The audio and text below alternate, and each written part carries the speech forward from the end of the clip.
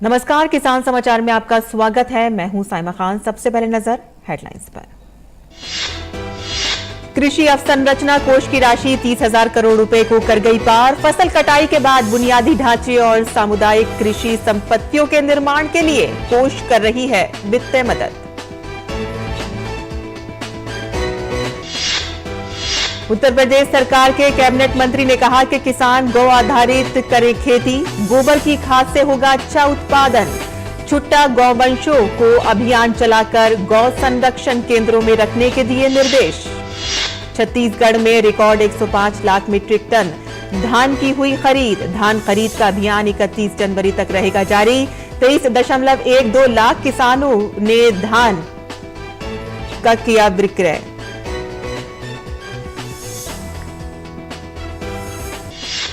मौसम विभाग ने अगले 3 दिनों में उत्तर पश्चिम भारत में वर्षा का जताया अनुमान। कहा कि पश्चिमी हिमालयी क्षेत्र में भारी बारिश और बर्फबारी होने की संभावना।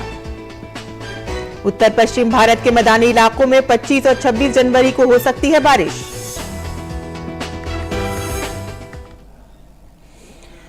और अब समाचार विस्तार से। कृषि अवसंरचना कोष AIF के कार्यान्वयन के 2.5 वर्ष के भीतर इस योजना ने कृषि अवसंरचना कोष के अंतर्गत 15,000 करोड़ रुपए की स्वीकृत राशि के साथ कृषि बुनियादी ढांचा क्षेत्र में परियोजनाओं के लिए 30,000 करोड़ रुपए से अधिक जुटाए हैं। 3% ब्याज के रूप में आर्थिक सहायता के साथ 2 करोड़ रुपए तक के ऋण के लिए सूक्ष्म और लघु उद्यमों के लिए क्रेडिट गारंटी फंड ट्रस्ट के माध्यम से क्रेडिट गारंटी और अन्य केंद्रीय और राज्य सरकार के साथ कृषि अवसंरचना कोष योजना से किसानों, कृषि उद्यमियों, किसान समूहों और कई अन्य लोगों को फसल कटाई के बाद के प्रबंध के बुनियादी ढांचे और पूरे देश में सामुदायिक कृषि संपत्ति के निर्माण के लिए वित्तीय सहायता प्रदान कर रही है। कृषि अवसंरचना कोष AIF 8 जुलाई 2020 को प्रधानमंत्री नरेंद्र मोदी के मार्गदर्शन में फसल कटाई के बाद के बुनियादी ढांचे और सामुदायिक कृषि संपत्तियों के निर्माण के लिए शुरू की गई एक वित्तीय पोषण सुविधा है। इस योजना के अंतर्गत वित्तीय वर्ष 2025-26 तक 1 लाख करोड़ रुपए वितरित किए जाने हैं और वर्ष 2032-33 तक ब्याज के रूप में आर्थिक सहायता और क्रेडिट गारंटी सहायता दी जाएगी। उत्तर प्रदेश सरकार के कैबिनेट मंत्री ने कहा है कि किसान गौ आधारित खेती करें, गाय के गोबर की खाद लगाएं तो उत्पादन अच्छा होगा।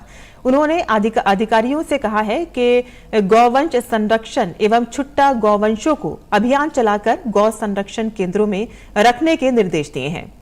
काबीना मंत्री ने गंभीरता से लेते हुए मुख्य विकास अधिकारी को निर्देश दिए हैं कि वह सभी खंड विकास अधिकारी और पशु विभाग एवं ग्रामीणों के सहयोग से 20 जनवरी से 20 फरवरी 2023 तक अभियान चलाकर गौ संरक्षण केंद्रों पर पहुंचाएं। उन्होंने स्पष्ट रूप में कहा है कि निराश्रित गौवंश किसान के खेतों में और सड़कों पर दिखाई नहीं देने चाहिए। उन्होंने कहा है कि इसके उपरांत यदि किसी भी पशुपालक के द्वारा गौवंश को छोड़ा जाता है तो उसके विरुद्ध पशु क्रूरता अधिनियम के तहत कार्रवाई भी की जाएगी। उन्होंने कहा कि 41 संचालित गौ संरक्षण केंद्रों के अतिरिक्त निर्माणाधीन गौ संरक्षण केंद्र को जल्द चालू कराया जाए। छत्तीसगढ़ में 1 नवंबर 2022 से शुरू हुई धान खरीद का महाअभियान निरंतर जारी है। प्रदेश में धान खरीद का आंकड़ा अब तक के रिकॉर्ड तोड़ते हुए 105 लाख मीट्रिक टन से पार हो गया है। धान खरीद का ये अभियान अभी 31 जनवरी 2023 तक जारी रहेगा। राज्य के 23.12 लाख किसानों ने धान विक्रय किया है। किसानों को 21,587 करोड़ रुपए का भुगतान बैंक लिंकिंग व्यवस्था के तहत किया गया है। खाद्य विभाग के अधिकारियों ने बताया है कि 23 जनवरी को 16,000 से अधिक किसानों ने 63,000 मीट्रिक टन से अधिक धान की खरीद की गई है। ऑनलाइन प्राप्त टोकन के जरिए किसानों से 4,000 टन धान की भी खरीद हुई है। इस साल राज्य में 25.96 लाख किसानों का पंजीयन हुआ है, जिसमें लगभग 2.30 लाख नए किसान शामिल हैं। किसानों को धान विक्रय में सहूलत हो, इस लिहाज से इस वर्ष राज्य में 135 नए उपार्जन केंद्र शुरू किए गए, जिससे राज्य में धान खरीद के लिए 2617 उपार्जन केंद्र हो गए हैं। सामान्य धान 2040 रुपए प्रति क्विंटल तथा ग्रेड ए धान 2060 रुपए प्रति क्विंटल की दर से खरीदा जा रहा है। इसी तरह राज्य में धान खरीद की व्यवस्था पर कड़ी निगरानी रखी जा रही है। सीमावर्ती राज्यों से धान के अवैध परिवहन को रोकने के लिए चेक पोस्ट पर माल वाहकों की चेकिंग की जा रही है। राजस्थान के जयपुर जिले स्थित श्री करण नरेंद्र कृषि विश्वविद्यालय जोबनेर में भारत सरकार के कैच द रेन अभियान की थीम लाइन के तहत बारिश के पानी को संरक्षित कर 11 करोड़ लीटर क्षमता का प्रदेश का सबसे बड़ा फार्म पॉन्ड बनाया गया है। इस तालाब के अलावा विश्वविद्यालय में कुल 9 तालाब और भी बनाए गए हैं। कृषि विश्वविद्यालय के कुलपति प्रोफेसर बलराज सिंह के अनुसार इन तालाबों में संग्रहित जल का कृषि शोध परियोजनाओं व अन्य कृषि कार्यों में उपयोग हो रहा है। देखते हैं हमारे संवाददाता ओपी यादव की ये खास रिपोर्ट। देश में जल की महत्ता को रेखांकित करने के लिए भारत सरकार कैच द रेन अभियान के जरिए बारिश के पानी को संग्रहित कर उसके सदुपयोग पर जोर दे रही है। इसी क्रम में राजस्थान के जोबनेर स्थित श्री कर्ण नरेंद्र कृषि विश्वविद्यालय में वर्षा जल को संरक्षित करने के लिए 11 करोड़ लीटर पानी की क्षमता का ज्वाला सागर तालाब बनाया गया है। विश्वविद्यालय के कुलपति प्रोफेसर बलराज सिंह के अनुसार प्रदेश के विश्वविद्यालयों में बना ये राज्य का सबसे बड़ा तालाब है। इस तालाब में जोबनेर पहाड़ी के अलावा कस्बे व कैंपस के पानी को बारिश के दौरान संग्रहित किया जाता है। विश्वविद्यालय के कुलपति प्रोफेसर बलराज सिंह ने कहा कि विश्वविद्यालय में इससे छोटा एक अन्य तालाब मरु सागर तालाब भी बना है, जो 2.5 करोड़ लीटर क्षमता का है। कुलपति ने कहा कि विश्वविद्यालय में जल संरक्षण के प्रति गंभीरता से काम करते हुए हमने यहाँ कुल 10 तालाब बनाए हैं। ज्वाला सागर जो आप देख रहे हैं, इसकी जो क्षमता है वो 11 करोड़ लीटर की है और इसमें मुख्यतः जो पानी है, जो पहाड़ है आप पीछे देख रहे हैं, उस पहाड़ी का पानी पूरा का पूरा इसी तालाब में आता है। और मैं ये मान के चलता हूँ कि अभी तक जितने भी हमारे इंस्टीट्यूशंस हैं सरकार के, पब्लिक सेक्टर इंस्टीट्यूशंस, विश्वविद्यालय हैं, उनमें ये सबसे बड़ी क्षमता का तालाब है अभी तक। और हमारी तो क्योंकि आवश्यकता है सबसे बड़ी, क्योंकि पानी की भारी कमी है, हमने लगभग जोबनेर में 10 तालाब बनवाए हैं। एसकेएन कृषि विश्वविद्यालय के कुलपति प्रोफेसर बलराज सिंह ने कहा कि इस पानी का उपयोग विश्वविद्यालय में चल रही शोध परियोजनाओं व अन्य कृषि कार्यों में किया जा रहा है। जो अभी तालाब हमने दिखाए, रेन वाटर हार्वेस्टिंग का बहुत बड़े पैमाने पे प्रबंध किया है। अब जो पूरे फार्म पे हमारे पास जो सिंचाई की जो सुविधा है, वो ज्यादातर या तो स्प्रिंकलर जो छिड़कवा विधि है, स्प्रिंकलर विधि से या फिर ड्रिप इरिगेशन विधि से, दोनों विधि से हम कर रहे हैं। और हमारा प्रयास ये है कि जल का सदुपयोग हो, और क्योंकि रेतीली जमीन है, सैंडी है ज्यादा सॉइल, वाटर होल्डिंग कैपेसिटी ऐसी स्थिति में कम है, तो जब तक हमारे पास सूक्ष्म सिंचाई प्रणाली नहीं होगी तो पानी का दुरुपयोग होगा। तो ये पानी के सदुपयोग के दोनों साधन है, स्प्रिंकलर और ड्रिप इरिगेशन से। जल ही जीवन है, इसी थीम को ध्यान में रखते हुए कृषि विश्वविद्यालय के कुलपति प्रोफेसर बलराज सिंह शैक्षिक पाठ्यक्रमों में जल संरक्षण की पढ़ाई पर जोर देने के अलावा छात्रों को जल संरक्षण के लिए प्रेरित कर रहे हैं। फसलों का चुनाव या मेथड ऑफ इरिगेशन कौन कौन से हों, तो एक अच्छा प्रेजेंटेशन मैंने बच्चों के सामने किया और उसके बाद अब हम यूजी के बच्चों को भी इसमें मोटिवेट कर रहे हैं। और उद्देश्य यही है कि हमारे जब बच्चे जागरूक होंगे, क्योंकि वो ज्यादातर ग्रामीण परिवेश से आते हैं, तो वो अपने पेरेंट्स को जरूर जागरूक करेंगे और निश्चित रूप से इसका असर जल संग्रहण के ऊपर, पानी के सदुपयोग के ऊपर पड़ने वाला है। गौरतलब है कि राजस्थान का एक बड़ा हिस्सा डार्क जोन में है। ऐसे में जोबनेर से सटे ग्रामीण इलाकों में जल संरक्षण के लिए श्री कर्ण नरेंद्र कृषि विश्वविद्यालय के कुलपति प्रोफेसर बलराज सिंह द्वारा किए जा रहे सार्थक प्रयासों की बदौलत आज न केवल जोबनेर क्षेत्र में हरियाली बढ़ी है, बल्कि बीते 25 सालों से नीचे चला गया भूजल स्तर आज 50 फीट ऊपर तक आ गया है। अभी हम मौजूद है श्री कर्ण नरेंद्र कृषि विश्वविद्यालय जोबनेर में। मेरे पीछे आप जो देख रहे हैं यह है ज्वाला सागर पॉन्ड। इस तालाब में पानी का संग्रहण जोबनेर कस्बे के अलावा विश्वविद्यालय के कैंपस में वेस्टेज वाटर के रूप में बहने वाले वर्षा के पानी को सदुपयोग करके संग्रहण किया जा रहा है।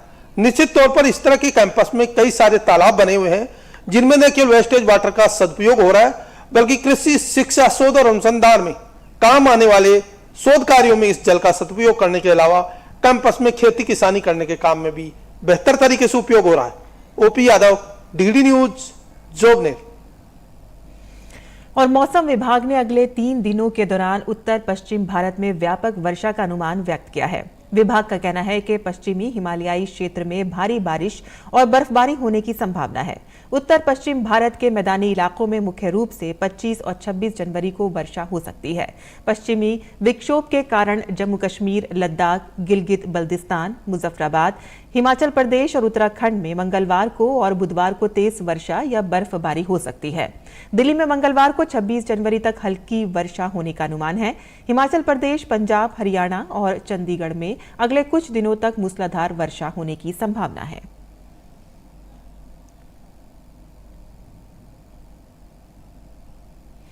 कहते हैं कि मेहनत करने वालों की कभी हार नहीं होती।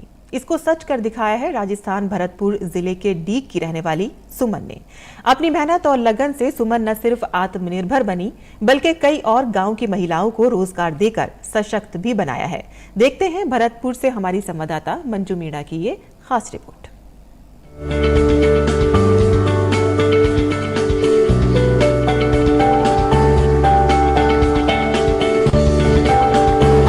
हिम्मते मर्दा मदद खुदा, उर्दू मुहावरा जिसका अर्थ है इंसान कोशिश करना नहीं छोड़े तो भगवान भी उसकी मदद करता है।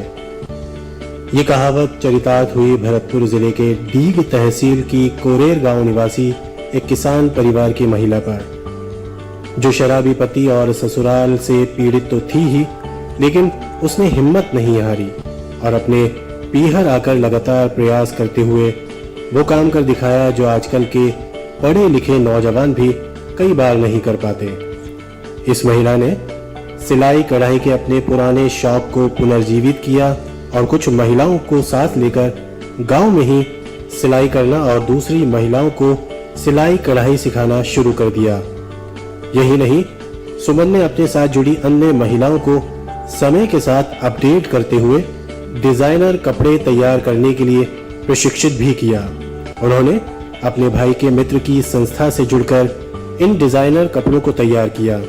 सुमन यही नहीं रुकी, उसने अपने द्वारा तैयार डिजाइनर कपड़ों की मार्केटिंग करने की ठानी और मथुरा, भरतपुर, आगरा तथा जयपुर सहित बड़े शहरों में बाजार भी तलाश किया।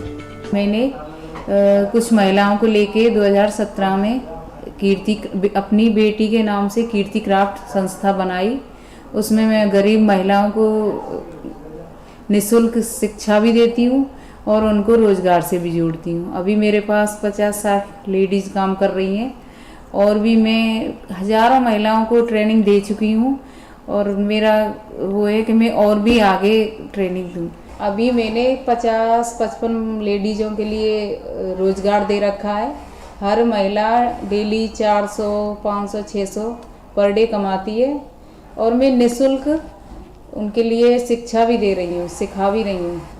तो मुझे तो सिलाई आती थी सर, तो मैंने तो सिलाई सिखाई, लेकिन बहुत बच्चियाँ हैं वो उनका हुनर वही हुनर दब के रह जाता है क्योंकि नहीं बाहर नहीं जा सकती हैं। अवार्ड मिले न मिले वो एक अलग चीज़ है, सज जाएंगे, लेकिन जो गरीब महिलाएं लाचार हैं उनके लिए सरकार कुछ करे। हालांकि शुरुआती दौर में यहाँ भी उन्हें कोई मदद नहीं मिली। इस पर सुमन ने लुपिन संस्था के सहयोग से महिलाओं के अलग अलग बैच तैयार कर उन्हें एक्सपोर्ट डिजाइनिंग का काम सिखाया। यहाँ से सुमन की किस्मत चमकी और उसे जयपुर एक्सपोर्ट हाउस की मार्फत बड़े ऑर्डर मिलने लगे। सुमन का कहना है कि शुरू में उनको प्रारंभ में 1 लाख कुर्ते बनाने का ऑर्डर मिला। उसके बाद हर ब्रांड के कपड़े बनाने शुरू कर दिए। आज उनके पास 40 मशीनें हैं और 50 से अधिक दक्ष महिलाएं उनके साथ काम कर रही हैं। उनका ये दल अन्य महिलाओं को भी प्रशिक्षित कर महिला सशक्तिकरण की महत्वपूर्ण भूमिका निभा रहा है। काम करती हूँ तो इसलिए हम बहुत खुश हैं। हमको रोजगार दीदी ने दिया है तो पड़ जाते हैं हमें 300-400 रुपये पड़ जाते हैं। सुबह के आते हैं 8:30 बजे के, शाम को जाते हैं 5 बजे। घर का भी काम कर लेते हैं और हम तो ये कह रहे हैं और भी काम दें, हम उसको भी करने के लिए तैयार हैं। सिलाई करने से बहुत खुश हैं। हमें 300-400 रुपये पड़ जाते हैं। मैं कीर्ति क्राफ्ट में काम करती हूँ और उसमें हमें 300-400-500 रुपये पड़ जाते हैं और हमें और कुछ कार्य करना नहीं पड़ता है। सुमन दीदी बहुत अच्छी हैं और महिलाओं को काम करवाती हैं और गरीब महिलाओं का सहारा भी मिलता है। इस गांव में हमारे में बहुत गरीब लोग ज़्यादा हैं, इसलिए महिलाओं के लिए बहुत बेरोजगारी है। इसलिए सुमन दीदी ने छोटे स्तर से काम शुरू किया है, जिसने 5 मशीन लगाई थी। आज उस समय 30 मशीन चल रही हैं आज। इसलिए हमारी महिलाओं के लिए इतना अच्छा काम दिया है, जिससे हमारी महिलाएं बहुत खुश हैं, जो 400-500 रुपये रोज कमा के नहीं अपने बच्चों का पालन पोषण कर रही हैं। ब्यूरो रिपोर्ट, दूरदर्शन समाचार, जयपुर।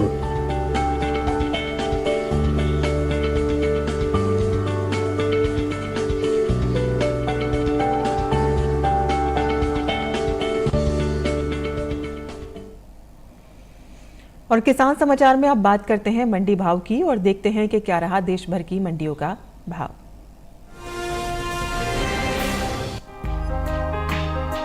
कृषि उपज मंडियों में इन दिनों गेहूं की आवक सामान्य बनी हुई है। सोमवार को मंडियों में गेहूं के सौदों में मिला जुला रुख रहा। हाजिर भाव पर नजर डालें तो एग्मार्कनेट के अनुसार गुजरात की दाहोद मंडी में 21 जनवरी को गेहूं का भाव रहा 3000 रुपए। 23 जनवरी को इसके सौदे 100 रुपए की मजबूती के बाद 3100 रुपए पर हुए। राज्य की राजकोट मंडी में भी गेहूं के सौदे बढ़त के साथ हुए। यहाँ 23 जनवरी को गेहूं का भाव 15 रुपए की तेजी के बाद 2740 रुपए से 2755 रुपए हो गया। मध्य प्रदेश की खातेगांव मंडी में 21 जनवरी को गेहूं का भाव रहा 2688 रुपए, जो कि 23 जनवरी को 148 रुपए टूटकर 2540 रुपए पर आ गया। उत्तर प्रदेश की गाजियाबाद मंडी में इस दौरान गेहूं का कारोबार स्थिर भाव पर हुआ। यहाँ दोनों दिन यानी 21 और 23 जनवरी को गेहूं का भाव 2870 रुपए पर टिका रहा। चालू रबी सीजन में गेहूं की बुआई बीते साल से आगे चल रही है। कृषि मंत्रालय की ओर से जारी ताज़ा आंकड़ों के अनुसार 13 जनवरी तक रबी गेहूं की बुआई का क्षेत्रफल 46,60,000 हेक्टेयर बढ़ा है। साल 2022-23 के लिए रबी गेहूं की बुआई अब तक 3,37,18,000 हेक्टेयर में हो चुकी है, जबकि बीते साल इस दौरान रबी गेहूं की खेती 3,32,52,000 हेक्टेयर में हुई थी।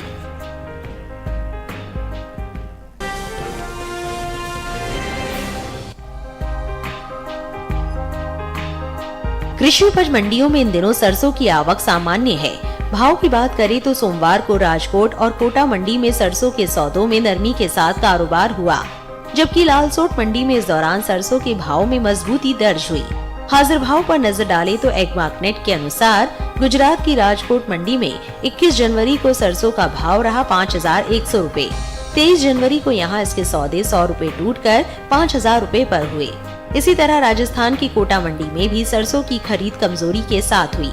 यहाँ 23 जनवरी को सरसों का भाव 50 रुपए लुढ़क कर 5350 रुपए से 5300 रुपए पर आ गया, जबकि राज्य की ही लालसोट मंडी में सरसों की खरीद मजबूती के साथ हुई। यहाँ 21 जनवरी को सरसों का भाव रहा 5850 रुपए, जो कि 23 जनवरी को 10 रुपए बढ़कर 5860 रुपए हो गया। वहीं उत्तर प्रदेश की हाथरस मंडी में 23 जनवरी को सरसों का भाव रहा 5900 रुपए प्रति क्विंटल। चालू रबी सीजन में सरसों की बुआई निर्धारित लक्ष्य से आगे चल रही है। कृषि मंत्रालय की ओर से 13 जनवरी को जारी ताज़ा आंकड़ों के अनुसार साल 2022-23 में रबी सरसों की बुआई 96,85,000 हेक्टेयर में हो चुकी है, जबकि बीते साल इस दौरान बुआई का क्षेत्रफल 89,78,000 हेक्टेयर रहा था। यानी इस साल रबी सरसों की बुआई बीते साल के मुकाबले 7,07,000 हेक्टेयर आगे है।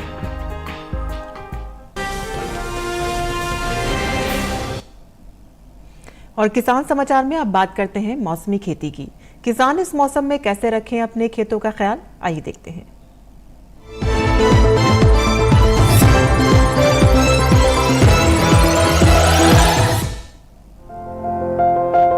पश्चिमी हरियाणा में इस समय शुष्क मौसम की स्थिति बनी रह सकती है। ऐसे में किसान मौसम को ध्यान में रखते हुए रबी फसलों में जरूरत के अनुसार सिंचाई करें। यही इस समय सरसों में झुलसा और सफेद रतुआ रोगों का प्रकोप बढ़ सकता है।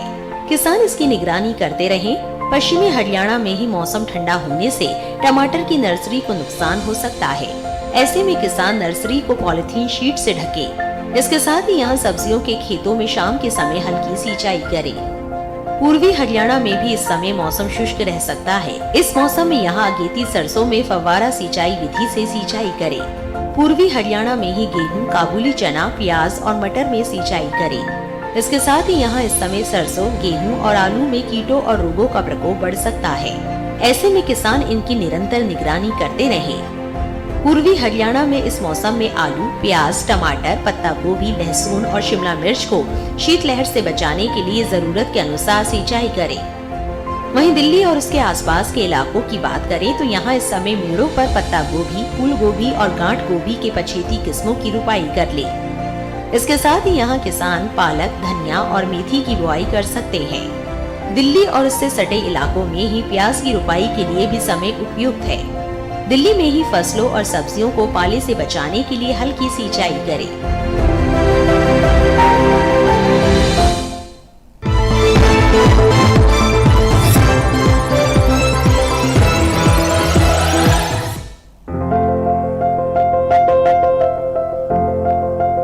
ये समय लाल मूली की बुआई के लिए काफी बेहतर है। इस समय किसान मूली की पूसा मृदुला किस्म लगा सकते हैं। मूली की ये किस्म लाल रंग की होती है, इसलिए इसे लाल मूली भी कहते हैं। मूली की इस किस्म की बुआई फरवरी तक की जा सकती है।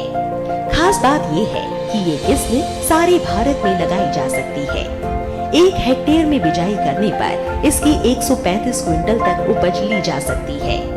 इस मूली की जड़ लट्टू के आकार की होती है और इसका रंग चमकीला लाल होता है।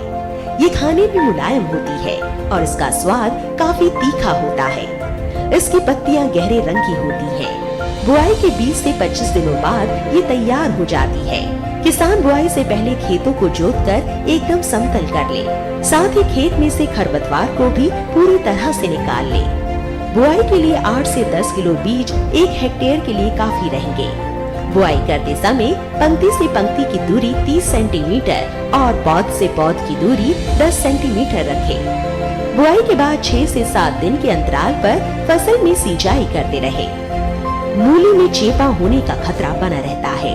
इससे बचाव के लिए विशेषज्ञों की सलाह पर उचित दवाओं का छिड़काव करें, लेकिन दवाओं का इस्तेमाल सिर्फ आखिरी विकल्प के रूप में ही करें। दवाओं के छिड़काव से पहले फसल पर नीम के घोल या नीम के तेल का छिड़काव करें। अगर इससे कोई फर्क नजर नहीं आए तभी दवाओं का इस्तेमाल करें।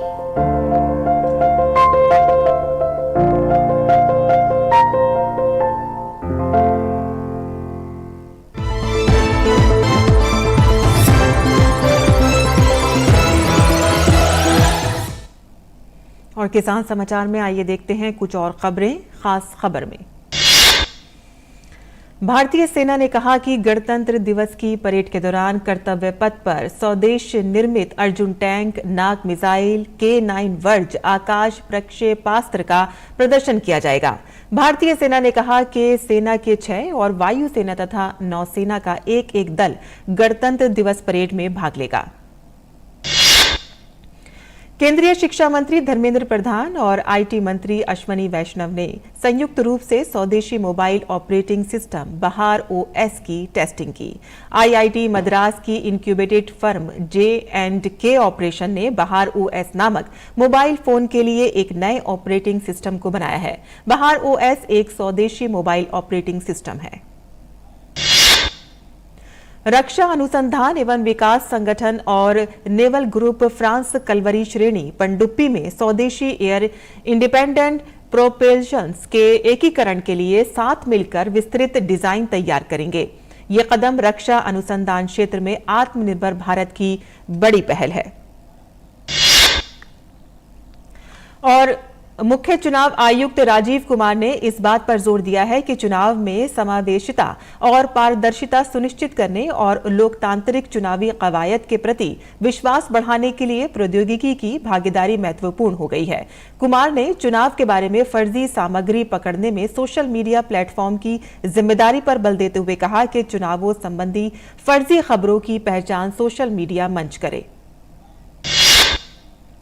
बिहार के सीवन में जहरीली शराब से मरने वालों की संख्या 5 हो गई है, जबकि 6 अन्य लोगों का सिवान के जिला अस्पताल में इलाज चल रहा है। वहीं सिवान जिले के लकड़ी नबीगंज पुलिस स्टेशन के चौकीदार और पुलिस निरीक्षक का जिले के शराब त्रासदी मामले में निलंबित कर दिया गया है। पुलिस ने इस मामले में अब तक 16 व्यक्तियों को गिरफ्तार किया है। केंद्रीय रिजर्व पुलिस बल और बिहार पुलिस की संयुक्त टीम ने बिहार के पीएस मदनपुर और औरंगाबाद के वन क्षेत्र में सोमवार को तलाशी अभियान छेड़कर बड़ी मात्रा में हथियार और गोला बारूद जब्त किया है। विश्वसनीय खुफिया जानकारी के आधार पर इस कार्रवाई को अंजाम दिया गया। भारत में हर साल 24 जनवरी को राष्ट्रीय बालिका दिवस मनाया जाता है। इस वर्ष 15वां राष्ट्रीय बालिका दिवस 2023 मनाया जा रहा है।